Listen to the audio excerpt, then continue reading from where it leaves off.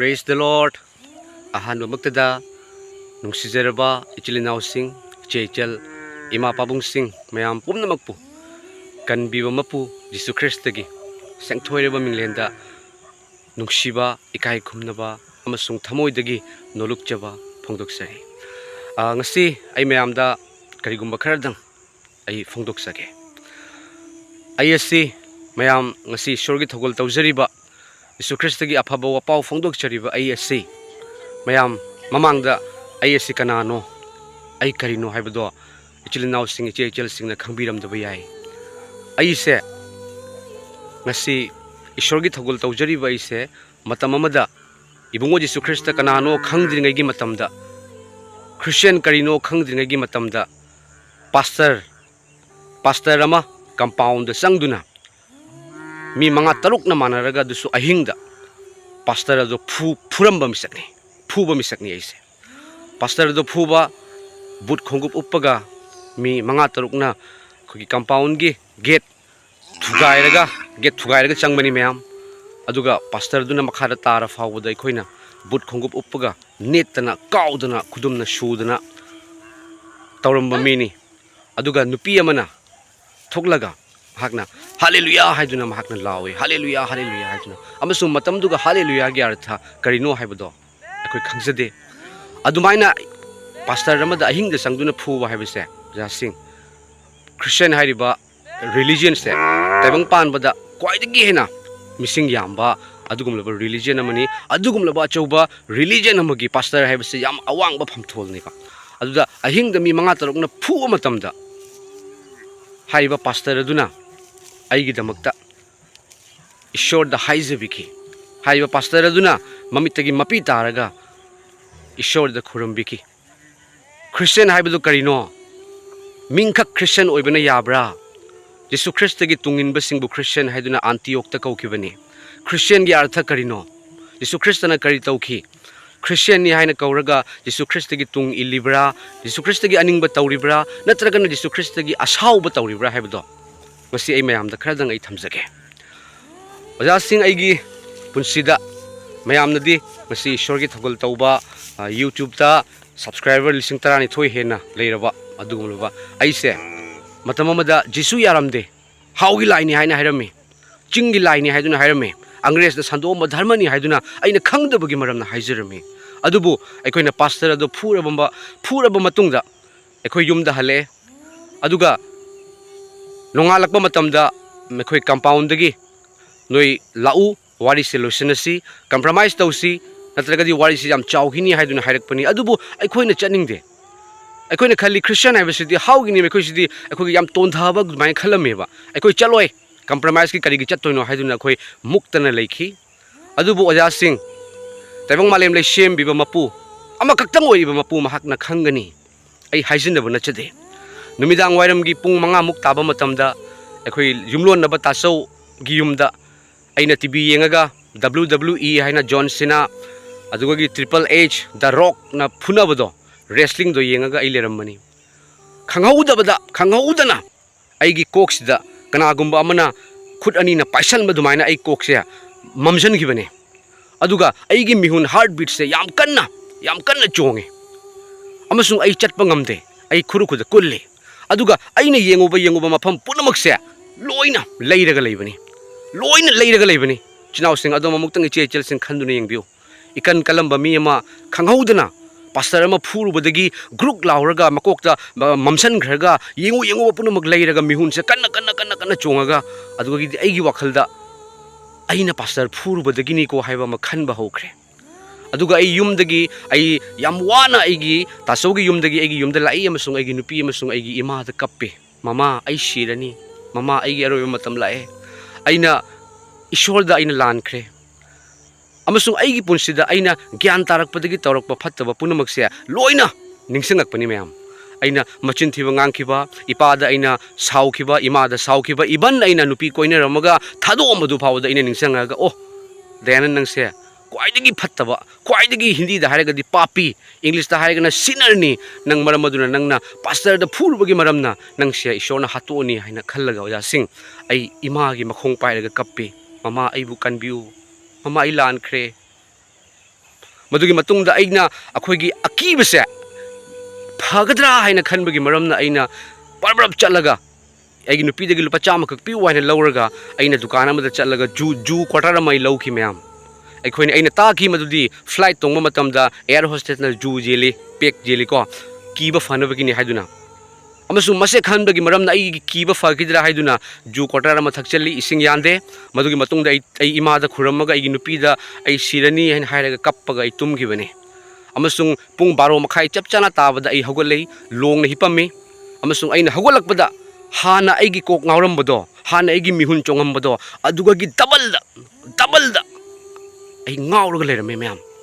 ai haibam khangdre ai am ware aduga ai gi tacho am lei doctor ni mase MBBS magi manak ta chalaga ina tacho thong hangdoga thong thilimi ko tacho thong hangdok piu haina aduga gi mana kaidorage haina hangi aina taso aise kok ngauraga leire mihun yam kana chongi ai sirani ai to haiba matamda mahakna hairakhi nang tumba yabra ina tumba yade haiduna haiki tum kaisu taroi tumba yanabagi hidak ni se haina pirakpa matamda adu charaga tumningbagi mahutta henna ingonda awaba fauki aduga asondagi na compound dagi na compromise tausi lau haina kauhi aduga finally ai chali akhoi mi mari manga chali ai bike ki maning da tonga chatpani ai gi anawa awaba kanada su haidokte ai gi nupi ga ai gi ima khakta da haibani amasung papa na su chalo nekhoi compromise tawro haiduna ekhoi chali ekhoina kabungans ki compound haiba maham si jawo matamda gari mayam ama lepaga lerami Delhi dagi Christian lai hai adu tongan ba mafam sing dagi Christian pastor ama da khut thabani na ko nekhoi la lerame amasung aina yam ki na haibadi aingonda kari action laurakadra asondagi mu hakchang sina mu ngamaktaba sirani haina mu khanjalakpa moina mu kai tawragadi ai ngamoroi haina khallaga ai sirani haina khallaga ise hingani haina thajarudrabani amasung aina changaga phamba matamda aikoina khut thagiba pastor do aduna lepkhatli mayam mamai pomi machin pomi mana hai aingonda khut thagiba singa do thokpirau aine khogi damakte ishorda haijage haibane masigi wahai taba matamda oja sing aina chenjhallaga haiba pastor adugi makhong pairaga koli amasung aina hai oja ai lankre haibane aina khangudre oja ai sigidore ai yengba ngamdre chatpa ngamdre oja ai jisu ai bu hatok piganu haina haiba hokre ichinau sing amasung madugi matungda haiba pastor aduna mamittagi mapi taraga aigi damakta haijibiki jisu nahak na tabang panbada lakpase dharma chenba singi natte papi singini nahak na cross ta panting budo mi pom namakini ipa mekhoi papi ni mekhoi gi maral kokpi haina hai matam du da aigi thamoi da wahang amakhak lai ichinau sing ngasi adom khanduna yengbiyo tabang panbada India da dharma mayam ama lei kanagumba dharma amagi luchingba amada ahingda sangaga phuba taragadi mekhoi na aigi damakta haijabigadra natraga aingonda kari tawrakani haijaroi ko ishorda haijaroi ko aingonda case tawrakani group mayam sangathan dal mayam laga aigi punsi manghalangmani ngasi dayanan siramba yai hatuomba yai ai katana tana aigi yum mai tharamba yai aigi ijat mangamba yai adubu aina phukiba pastor magi nungda tasengna holy spirit yawe hallelujah amasung mahakna aigi damakta ishorda kappa mapi taraga haijaba matamda aina numitudagi jisu se haiba pastor sina adu yam phaba se karigino huziki matamda landra phawbada hatoktagi phubidagi tawraba matam asida amasung Christian haise kwai chawba religion da yengaga su world da prithvi da ko aduna nupasina asu yam phari sinadi mana ningjariba jisu se aphaba oiramgani haibase oja sing aina khanba hokre adugidi aigi prayer gi maron se jisu aibu hatok piganu jisu aibu nungsibiu jisu ai phattaba mini jisu ai papi ni haiduna kappa lei punsi oikre ai thabak masama tawjerami ONGC gi manungda safety officer gi post da private company dani haiba thabak se tawduna matamdu ai Tripura da leibani oja sing Tripura da amasung adugi mamangda pastor phudringagi mamangda project manager su safety in charge su mekoi south Indian ni adubu mekoi kanano khangamde haibadu phuraba matungda aina aikhoigi thabak mafamda chatpa matamda project manager dusu Telugu ni mekoi Christian oilerme adudi safety in charge su Christian oilerme mekoi na ingonda Jesus Christ gi aphaba wapau se phongdok piba hore Jesus Christ kanano Holy Bible pahanba hore amasung aisu Jisu aibu nungsibiu haiduna haiba prayer tawbase ishor khurambase Jisu aibu nungsibiu chatpasu ngamdaba chinau sing aduga aikoina tawba thabak to safety ꯑꯣꯐꯤꯁꯔꯒꯤ ꯄꯣꯁꯇꯅꯤ worker 150 ꯑꯩꯈꯣꯏꯅ control ꯇꯧꯔꯤꯕꯅꯤꯅ ꯑꯩ ꯅꯥꯏ ꯍꯥꯏꯔꯒꯗꯤ ꯌꯥꯗꯕ ꯑꯃꯁꯨꯡ ꯅꯨꯄꯤꯁꯨ ꯑꯩ ꯊꯤꯕꯗꯁꯨ ꯉꯥꯏꯔꯤꯕꯀꯣ ꯑꯗꯨꯅ ꯑꯩ ꯇꯨꯝꯕ ꯉꯝꯗꯗꯨꯅ ꯅꯣꯡꯃꯗ ꯇꯨꯝꯅꯕꯒꯤ ꯒꯨꯂꯤ ꯑꯅꯤ ꯆꯥꯔꯒ ꯑꯩ ꯇꯨꯝꯃꯝꯃꯤ ꯃꯐꯝꯗꯨꯒ ꯐꯥꯔꯃꯥꯁꯤ 7-9 ꯂꯩ ꯐꯥꯔꯃꯥꯁꯤꯁꯤꯡꯗꯨꯅ ꯑꯩꯉꯣꯟꯗ ꯇꯨꯝꯅꯕꯒꯤ ꯍꯤꯗꯥꯛ ꯂꯩꯕꯗ ꯂꯩꯃꯟꯕꯗꯒꯤ ꯄꯤꯌꯨ ꯍꯥꯏꯕ ꯌꯥꯔꯛꯇ꯭ꯔꯦ ꯐꯥꯔꯃꯥꯁꯤ 6-8ꯅ ꯌꯥꯔꯛꯇꯕꯅꯤ ꯇꯨꯝꯅꯕꯒꯤ ꯍꯤꯗꯥꯛꯁꯤ ꯌꯥꯝꯅ ꯆꯥꯔꯁꯨ ꯁꯤꯌꯦꯅ ꯍꯥꯏꯕꯀꯣ ꯑꯃꯁꯨꯡ ꯑꯣꯖꯥꯁꯤꯡ ꯑꯩ ꯈ꯭ꯔꯤꯁꯇꯤꯌꯟꯅꯤ ꯍꯥꯏꯔꯒ ꯍꯔꯥꯎꯖꯕ ꯑꯩ ꯍꯧꯈ꯭ꯔꯦ ꯑꯩ ꯃꯤꯅ ꯍꯪꯉꯛꯄꯗ ꯑꯩ ꯖꯤꯁꯨ ꯈ꯭ꯔꯤꯁꯇ ꯑꯩ ꯊꯥꯖꯩ ꯍꯥꯏꯔꯒ ꯍꯔꯥꯎꯕ ꯍꯧꯔꯛꯈ꯭ꯔꯦ ꯑꯃꯁꯨꯡ ꯖꯤꯁꯨ ꯈ꯭ꯔꯤꯁꯇꯒꯤ ꯅꯨꯡꯁꯤꯕꯗꯣ ꯃꯈꯣꯏ ꯑꯣꯖꯥꯁꯤꯡ ꯑꯩꯈꯣꯏꯒꯤ ꯄ꯭ꯔꯣꯖꯦꯛ ꯃꯦꯅꯦꯖꯔꯁꯨ ꯁꯦꯐꯇꯤ ꯏꯟꯆꯥꯔꯖꯁꯨ ꯇꯥꯛꯊꯣꯛꯄ ꯃꯇꯝꯗ ꯑꯣ ꯖꯤꯁꯨꯁꯦ ꯇꯁꯦꯡꯅ ꯑꯐꯕ ꯏꯁꯣꯔꯅꯤ ꯍꯥꯏꯕꯁꯦ ꯑꯩ ꯈꯪꯕ ꯍꯧꯈ꯭ꯔꯦ ꯑꯣꯖꯥꯁꯤꯡ ꯃꯗꯨꯒꯤ ꯃꯇꯨꯡꯗ ꯑꯩꯅ ꯌꯨꯝꯗ ꯁꯨꯇꯤ ꯂꯥꯛꯄ ꯃꯇꯝꯗ ꯑꯩ ꯕꯥꯞꯇꯥꯏꯖ ꯇꯧꯔꯒꯦ ꯍꯥꯏꯕꯒꯤ ꯋꯥꯈꯜ ꯑꯃꯈꯛ ꯂꯥꯛꯈ꯭ꯔꯦꯕ ꯑꯩ ꯖꯤꯁꯨ ꯈ꯭ꯔꯤꯁꯇꯁꯦ ꯑꯩꯒꯤ ꯑꯣꯏꯔꯒꯦ ꯍꯥꯏꯕꯒꯤ ꯋꯥꯈꯜ ꯑꯃꯈꯛ ꯂꯥꯛꯈꯤ ꯑꯣꯖꯥꯁꯤꯡ ꯃꯗꯨꯒꯤ ꯃꯇꯨꯡꯗ ꯑꯩꯅ ꯑꯩꯈꯣꯏꯒꯤ ꯀꯝꯄꯥꯎꯟꯗ ꯑꯩꯈꯣꯏꯒꯤ ꯈꯨꯟꯗ ꯂꯩꯕ ꯀꯝꯄꯥꯎꯟꯗ ꯈ꯭ꯔꯤꯁꯇꯤꯌꯟꯒꯤ ꯀꯝꯄꯥꯎꯟꯗ ꯑꯩꯅ ꯆꯦꯜꯂꯒ ꯌꯨꯝꯗꯒꯤ ꯆꯦꯟꯕꯅꯤ ꯃꯌꯥꯝ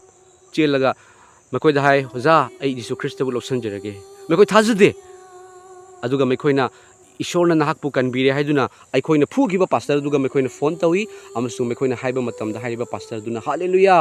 ꯏꯁꯣꯔꯅ ꯗꯌꯥꯅꯟꯕꯨ ꯀꯟꯕꯤꯔꯦ ꯍꯥꯏꯅ ꯍꯥꯏꯈꯤ ꯑꯃꯁꯨꯡ ꯑꯩꯁꯦ ꯑꯣꯖꯥ ꯄꯥꯁꯇꯔꯅ ꯂꯥꯛꯄꯤꯔꯒ ꯁꯟꯗꯦ ꯅꯨꯃꯤꯠꯇ ꯑꯩ ꯕꯥꯞꯇꯥꯏꯖ ꯇꯧꯕꯤꯈꯤ ꯑꯣꯖꯥꯁꯤꯡ ꯃꯗꯨꯒꯤ ꯃꯇꯨꯡꯗ ꯑꯩ ꯕꯥꯞꯇꯥꯏꯖ ꯂꯧꯔꯦ ꯑꯩ ꯈ꯭ꯔꯤꯁꯇꯤꯌꯟ ꯑꯣꯏꯔꯦ ꯑꯗꯨꯕꯨ ꯑꯩꯒꯤ ꯑꯅꯥꯕ ꯑꯩꯒꯤ ꯑꯋꯥꯕ ꯄꯨꯡꯀꯣꯛ ꯀꯣꯛꯇꯕ ꯑꯃꯁꯨꯡ ꯑꯩꯅ ꯏꯁꯣꯔ ꯈꯨꯔꯝꯕꯁꯦ ꯏꯁꯣꯔ ꯑꯩꯕꯨ ꯍꯥꯠꯇꯣꯛꯄꯤꯒꯅꯨ ꯅꯨꯡꯁꯤꯕꯤꯌꯨ ꯑꯩꯕꯨ ꯆꯥꯟꯕꯤꯌꯨ ꯑꯩ ꯄꯥꯄꯤꯅꯤ ꯍꯥꯏꯔꯒ ꯑꯗꯨꯝ ꯂꯩꯕꯁꯦ ꯑꯣꯏꯈ꯭ꯔꯦ ꯑꯩꯅ ꯇ꯭ꯔꯤꯄꯨꯔꯥꯗꯒꯤ ꯑꯣꯖꯥꯁꯤꯡ ꯅꯥꯝꯔꯨꯞ ꯍꯥꯏꯔꯤꯕ ꯑꯁꯥꯝꯒꯤ ꯅꯥꯝꯔꯨꯞꯇ ꯇ꯭ꯔꯥꯟꯁꯐꯔ ꯑꯣꯏꯕꯅꯤ ꯃꯐꯝꯗꯨꯗ ꯑꯩꯅ ꯁꯟꯗे ꯅꯨꯃꯤꯠꯇ ꯆꯔꯆꯇ ꯆꯠꯀꯦ ꯍꯥꯏꯗꯨꯅ ꯑꯩ ꯈꯜꯂꯦ ꯑꯃꯁꯨꯡ ꯑꯩꯅ ꯁꯦꯐꯇꯤꯒꯤ ꯃꯐꯝꯗꯨꯒꯗꯤ ꯁꯦꯐꯇꯤ ꯏꯟꯆꯥꯔꯖ ꯑꯣꯏꯔꯦ ꯑꯩꯁꯦ ꯃꯔꯝ ꯑꯗꯨꯅ ꯑꯩꯉꯣꯟꯗ ꯑꯦꯝꯕꯨꯂꯦꯟꯁ ꯑꯃ ꯑꯩꯒꯤ ꯈꯨꯠꯇ ꯂꯩ ꯑꯦꯝꯕꯨꯂꯦꯟꯁ ꯗ꯭ꯔꯥꯏꯚꯔ ꯑꯩꯒꯤ ꯈꯨꯠꯇ ꯂꯩ ꯑꯩꯅ ꯍꯦꯛ ꯍꯥꯏꯕꯗ ꯃꯣꯏꯅ ꯄꯨꯗꯣꯏꯅꯤ ꯆꯠꯇꯣꯏꯅꯤ ꯑꯃꯁꯨꯡ ꯑꯩꯅ ꯁꯟꯗे ꯅꯨꯃꯤꯠꯇ ꯆꯠꯀꯦ ꯍꯥꯏꯅ ꯑꯩ ꯆꯔꯆ ꯀꯥꯒꯦ ꯈꯟꯕꯁꯤꯗ ꯉꯜꯂꯤ ꯉꯥꯛꯇꯪꯒ ꯉꯥꯏꯈꯤꯒꯦ ꯍꯥꯏꯅ ꯑꯗꯨꯝ ꯉꯥꯏꯊꯕꯗꯒꯤ ꯑꯩꯅ ꯆꯠꯄ ꯃꯇꯝꯗ ꯆꯔꯆꯇꯣ ꯁꯟꯗे ꯄ꯭ꯔꯣꯒ꯭ꯔꯥꯝ ꯂꯣꯏꯔꯒ ꯆꯔꯆꯇꯣ ꯊꯣꯡ ꯊꯤꯡꯉꯒ ꯂꯩꯔꯝꯕꯅꯦꯕ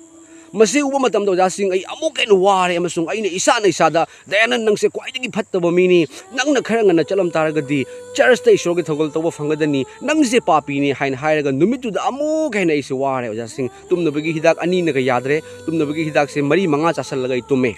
ꯑꯣꯖꯥꯁꯤꯡ ꯑꯗꯨꯕꯨ ꯑꯩꯅ ꯈꯟꯈꯤ ꯃꯊꯪꯒꯤ ꯁꯟꯗꯦꯗꯗꯤ ꯑꯩ ꯁꯣꯏꯗꯅ ꯆꯠꯀꯅꯤ ꯍꯥꯏꯗꯨꯅ ꯃꯊꯪꯒꯤ ꯁꯟꯗे ꯅꯨꯃꯤꯠꯇ ꯑꯩꯅ ꯑꯌꯨꯛꯇ ꯆꯠꯄ ꯃꯇꯝꯗ ꯍꯥꯏꯔꯤꯕ ꯆꯔꯆ ꯑꯗꯣ ꯊꯣꯡ ꯐꯖꯅ ꯍꯥꯡꯗꯣꯛꯑꯒ ꯂꯩꯔꯝꯈ꯭ꯔꯦ ꯑꯃꯁꯨꯡ ꯑꯁꯥꯃꯤꯁ ꯃꯔꯣꯟꯗ ꯖꯤꯁꯨ ꯈ꯭ꯔꯤꯁꯇ ꯊꯥꯒꯠꯄꯒꯤ ꯒꯣꯁꯄꯦꯜꯒꯤ ꯏꯁꯩ ꯊꯥꯔꯒ ꯂꯩꯔꯝꯃꯤ ꯖꯤꯁꯨ ꯈ꯭ꯔꯤꯁꯇꯒꯤ ꯃꯃꯥꯡꯗ ꯑꯒꯔꯕꯇꯤ ꯃꯌꯥꯝ ꯑꯃ ꯃꯣꯝꯄꯇꯤ ꯀꯦꯟꯗꯜ ꯃꯌꯥꯝ ꯑꯃ ꯊꯥꯜꯂꯒ ꯂꯩꯔꯝꯃꯤ ꯑꯩꯅ ꯆꯪꯉꯦ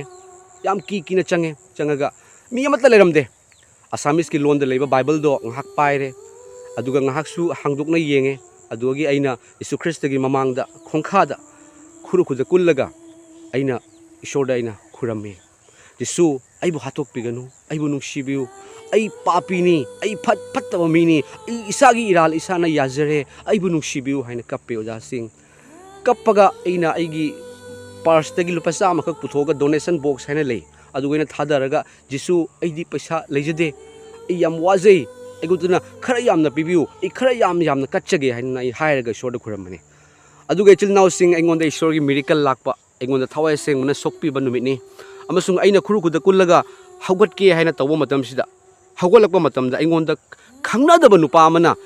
ꯑꯃꯨꯛ ꯐꯥꯎꯕꯗ ꯋꯥꯔꯤ ꯁꯥꯟꯅꯈꯤꯗꯕ ꯑꯃꯨꯛ ꯐꯥꯎꯕꯗ ꯃꯁꯛꯁꯨ ꯎꯈꯤꯗꯕ ꯅꯨꯄꯥ ꯑꯃꯅ ꯑꯩꯉꯣꯟꯗ ꯃꯦꯁꯦꯖ ꯑꯃ ꯊꯥꯔꯛꯏ SMS ꯂꯥꯛꯄ ꯃꯇꯝꯗ ꯑꯩ ꯈꯪꯉꯤ ꯃꯔꯝꯗꯤ ꯌꯥꯝ ꯀꯤꯅ ꯖꯤꯁꯨ ꯑꯩꯕꯨ ꯍꯥꯠꯇꯣꯛꯄꯤꯒꯅꯨ ꯍꯥꯏꯅ ꯂꯩꯔꯤꯉꯩ ꯃꯇꯝꯁꯤꯗ ꯑꯃꯁꯨꯡ ꯑꯩꯅ SMSꯇꯣ ꯍꯥꯡꯗꯣꯛꯑꯒ ꯌꯦꯡꯕ ꯃꯇꯝꯗꯗꯤ ꯀꯅꯥꯒꯨꯝꯕ ꯑꯃꯅ ꯃꯔꯨꯞ ꯅꯍꯥꯛꯀ ꯑꯩꯒ ꯏꯁꯣꯔꯒꯤ ꯃꯇꯥꯡꯗ ꯋꯥꯔꯤ ꯈꯔꯇꯪ ꯁꯥꯟꯅꯕ ꯌꯥꯒꯗ꯭ꯔꯥ ꯍꯥꯏꯗꯨꯅ ꯍꯥꯏꯔꯛꯄ ꯑꯣꯏꯔꯝꯃꯤ ꯃꯐꯝꯗꯨꯒ ꯃꯇꯝꯗꯨꯒ ꯌꯥꯝ ꯀꯤꯅ ꯂꯩꯔꯤꯉꯩꯗ ꯃꯔꯨꯞ ꯅꯪꯒ ꯏꯁꯣꯔꯒꯤ ꯃꯇꯥꯡꯗ ꯋꯥꯔꯤ ꯁꯥꯟꯅꯕ ꯌꯥꯒꯗ꯭ꯔꯥ ꯍꯥꯏꯔꯛꯄ ꯃꯇꯝꯗ ꯑꯩꯁꯨ ꯌꯥꯅꯤ ꯍꯥꯏꯗꯨꯅ ꯑꯩꯈꯣꯏꯁꯦ SMS ꯇꯧꯅꯔꯝꯕꯗꯒꯤ ꯃꯣꯕꯥꯏꯜ ꯅꯝꯕꯔ ꯂꯧꯅꯔꯒ ꯑꯃꯨꯛ ꯋꯥꯔꯤ ꯁꯥꯟꯅꯔꯛꯄꯅꯤ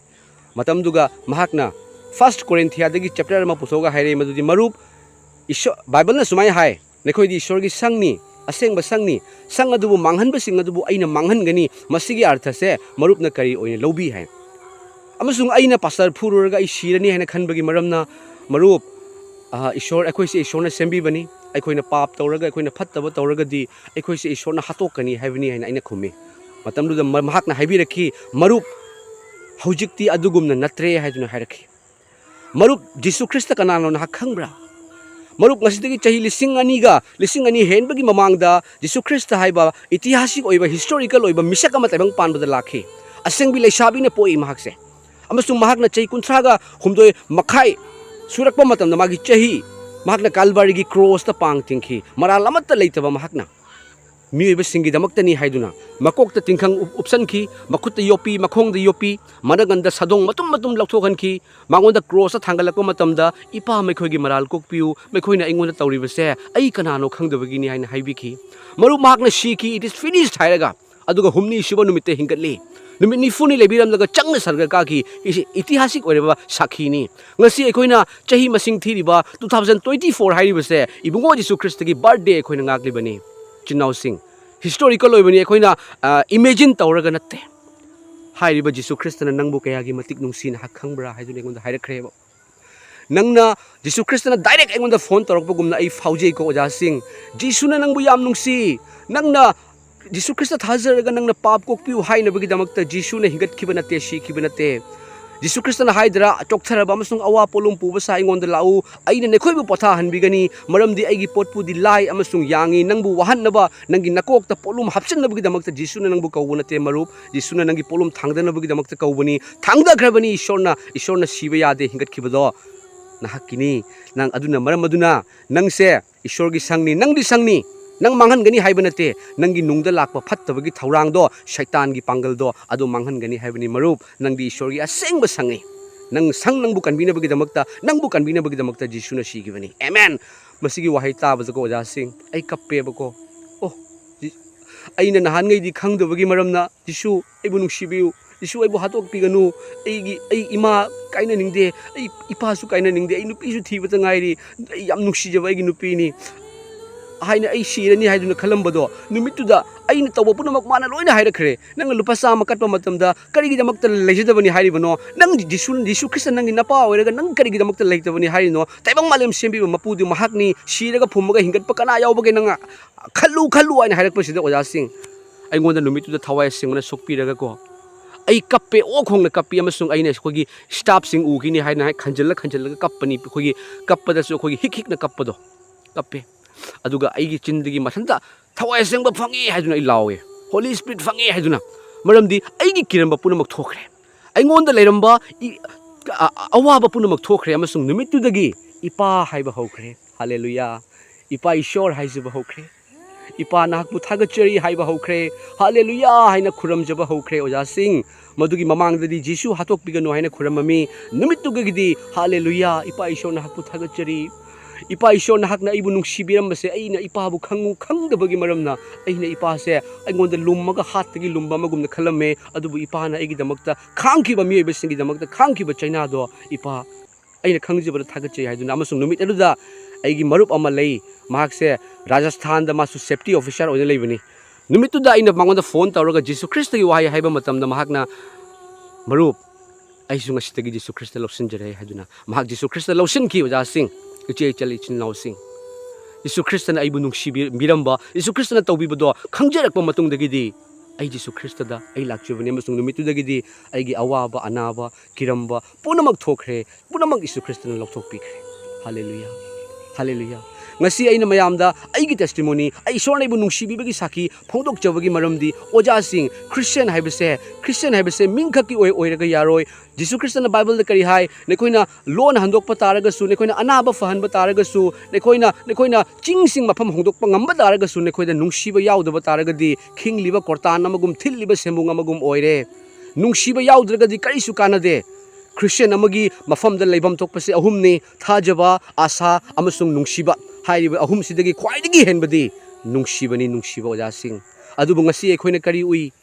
Christian ni ana hairaga kokpiba ngamdaba Christian ni hairaga nongmai pairaga hatokpiba Christian ni hairaga mibu nungsiba ngamdaba se Jesu Christa gi aning manate ojasing adom khanbiu Jesu Christa gi aning manate ipa mahak amuk lakadore ojasing ipa na lakpa matamda karamba mapana machada ichanupa mi halucho aina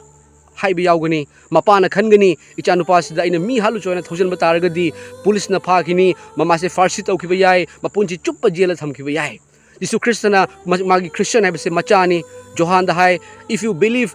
If you believe in Jesus, Jesus will give you power to become a child of God. Ishwargi Jesu Christa thazaba taragadi Ishwargi macha oiba fangi. Ishwargi macha ohenbiraga Jesu Christa na ikhoida ichanupa mi hatlu haigadra. Hairoi Jesu Christa na kari hai jiknaba singbu nungsibiu. Nangonda lalakpa singbu ngakpiu. Nangi na khazai da mina khupak na tharakpa taragadi atopa khazai nakal su onsilu kanana haiki Mahatma Gandhi ji na haiki. Mahatma Gandhi ji na Jesu Christa na chahi lising kaya gi mamang da haiki bado Gandhi ji na ahimsa haiduna hingsa yaudaba minungsina thanbana mahakna haikibani amasung Indiana ning tamba fangnabagi hotnaba matamda Angres pu tanthokhiba matamda Bapuji Mahatma Gandhi ji gi yam chawba role ama yawe maramaduna ngasi ekhogi paisada Gandhi ji je ibado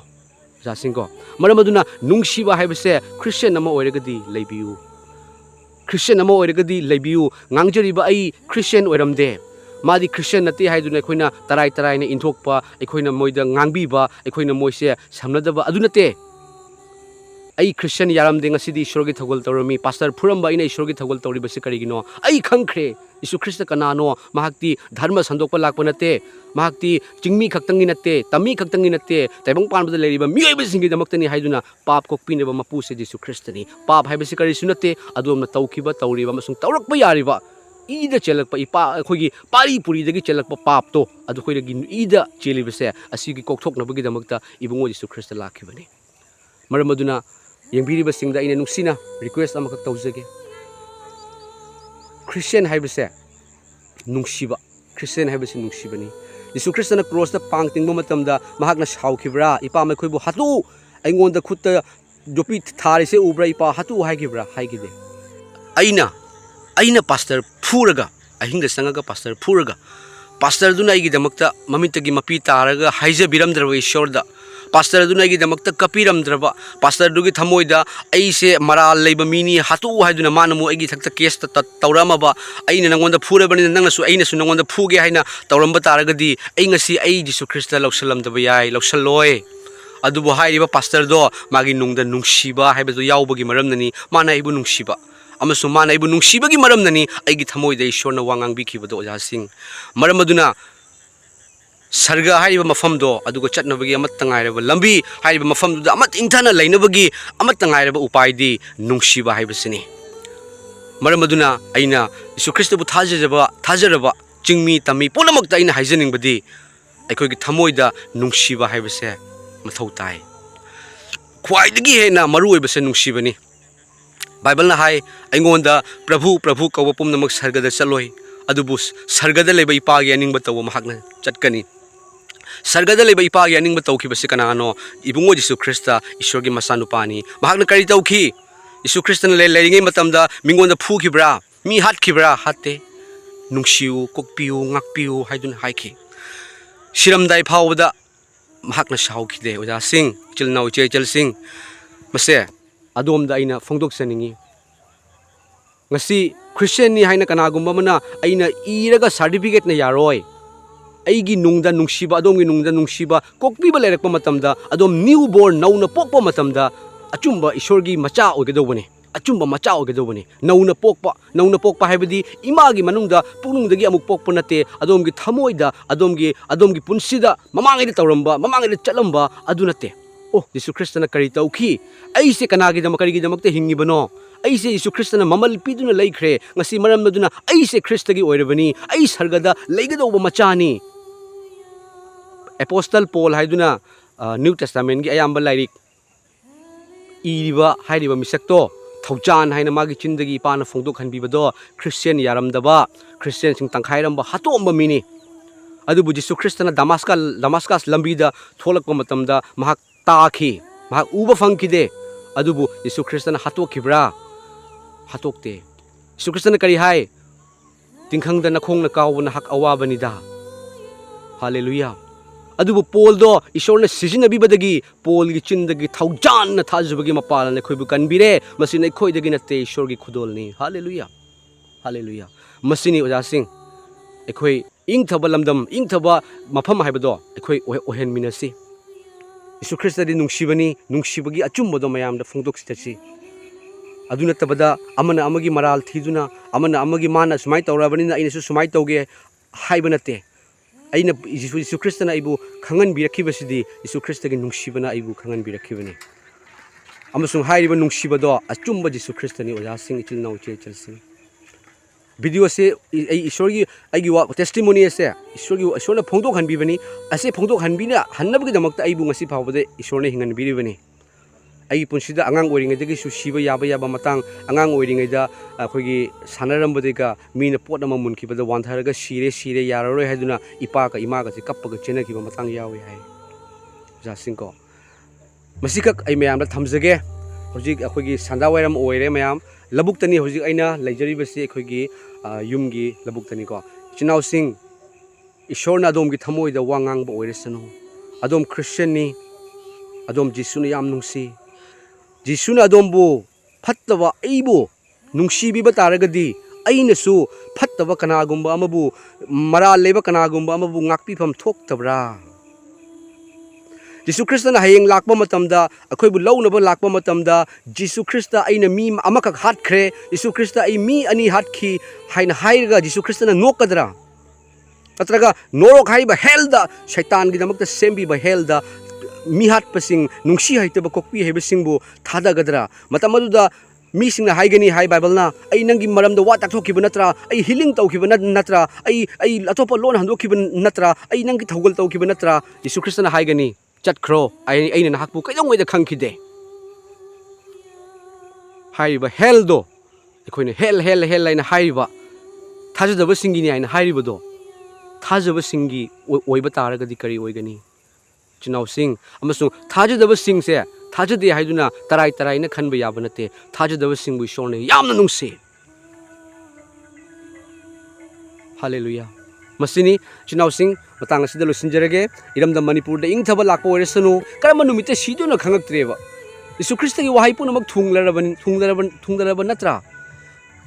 ꯍꯥꯏꯔꯤꯕ ꯋꯥꯍꯩ ꯑꯁꯤꯃꯛ ꯌꯦꯡꯕꯤꯌꯨ ꯑꯩꯅ ꯍꯥꯏꯖꯔꯤꯕ ꯋꯥꯍꯩ ꯑꯁꯦ ꯃꯨꯁꯂꯤꯝꯒꯤ ꯃꯈꯣꯏꯒꯤ ꯀꯨꯔꯥꯟ ꯂꯥꯏꯔꯤꯛꯇꯁꯨ ꯌꯥꯎꯕꯅꯤ ꯀꯌꯥꯃꯠꯀꯤ ꯃꯇꯝꯗ ꯏꯁꯥ ꯂꯦ ꯁꯂꯥꯝ ꯍꯥꯏꯕꯗꯤ ꯌꯤꯁꯨ ꯈ꯭ꯔꯤꯁꯇ ꯑꯃꯨꯛ ꯂꯥꯛꯀꯅꯤ ꯋꯥꯌꯦꯟꯅꯕꯒꯤꯗꯃꯛꯇ ꯑꯃꯁꯨꯡ ꯍꯣꯂꯤ ꯕꯥꯏꯕꯜꯅꯗꯤ ꯃꯔꯤꯛ ꯆꯨꯝꯅ ꯇꯥꯛꯊꯣꯛꯇꯨꯅ ꯂꯩꯔꯦ ꯌꯥꯎꯗꯒꯤ ꯍꯥꯃꯦꯡ ꯈꯥꯏꯗꯣꯛꯄꯒꯨꯝ ꯙꯔꯃ ꯆꯦꯟꯕ ꯄꯥꯞ ꯆꯦꯟꯕ ꯈꯥꯏꯗꯣꯛꯀꯅꯤ ꯃꯔꯝ ꯑꯗꯨꯅ ꯈ꯭ꯔꯤꯁꯇꯤꯌꯟꯁꯤꯡ ꯏꯁꯣꯔꯅ ꯌꯥꯝ ꯅꯨꯡꯁꯤꯕꯁꯤꯡ ꯀꯣꯛꯄꯤꯕ ꯉꯥꯛꯄꯤꯕ ꯇꯝꯕꯤꯌꯨ ꯀꯣꯛꯄꯤꯕ ꯉꯥꯛꯄꯤꯕ ꯇꯝꯁꯤ ꯑꯗꯣꯝꯕꯨ ꯌꯦꯡꯗꯨꯅ ꯀꯅꯥꯒꯨꯝꯕ ꯑꯃꯅ ꯊꯥꯖꯗꯕ ꯑꯃꯅ ꯁꯔꯒꯗ ꯂꯩꯕ ꯑꯩꯈꯣꯏꯒꯤ ꯏꯄꯥꯕꯨ ꯊꯥꯒꯠꯅꯕꯒꯤꯗꯃꯛꯇ ꯑꯩꯈꯣꯏ ꯊꯕꯛ ꯇꯧꯃꯤꯟꯅꯁꯤ ꯅꯨꯡꯁꯤꯕ ꯑꯩꯈꯣꯏꯒꯤ ꯊꯃꯣꯏꯗ ꯂꯩꯃꯤꯟꯅꯁꯤ ꯆꯤꯟꯗ ꯅꯠꯇꯦ ꯊꯃꯣꯏꯗ ꯀꯅꯥꯒꯨꯝꯕ ꯑꯃꯅ ꯅꯥꯔꯛꯄ ꯃꯇꯝꯗ ꯋꯥꯔꯛꯄ ꯃꯇꯝꯗ ꯑꯩꯉꯣꯟꯗ ꯂꯩꯕ ꯉꯝꯖꯗꯕꯒꯤ ꯑꯃꯈꯛ ꯅꯨꯡꯁꯤꯕꯗꯣ ꯃꯇꯦꯡ ꯄꯥꯡꯅꯤꯡꯕꯒꯤ ꯅꯨꯡꯁꯤꯕꯗꯣ ꯑꯩꯈꯣꯏꯗ ꯂꯩꯕ ꯑꯣꯏꯔꯁꯅꯨ ꯏꯔꯝꯗꯝ ꯃꯅꯤꯄꯨꯔꯗ ꯏꯁꯣꯔꯅ ꯃꯄꯥꯜ ꯅꯥꯏꯗꯕ ꯕꯣꯔ ꯍꯩꯊꯕꯤꯕ ꯑꯣꯏꯁꯅꯨ ꯅꯍꯧꯅꯅ ꯏꯪꯊꯕ ꯄꯨꯔꯛꯄꯤꯕ ꯑꯣꯏꯔꯁꯅꯨ ꯍꯜꯂꯦꯂꯨꯌꯥ ꯄ꯭ꯔꯚꯨ ꯖꯤꯁꯨ ꯈ꯭ꯔꯤꯁꯇ ꯑꯩꯒꯤ ꯀꯟꯕꯤꯌꯨ ꯃꯄꯨꯒꯤ ꯃꯤꯡꯂꯦꯟꯗ ꯑꯥꯃꯦꯟ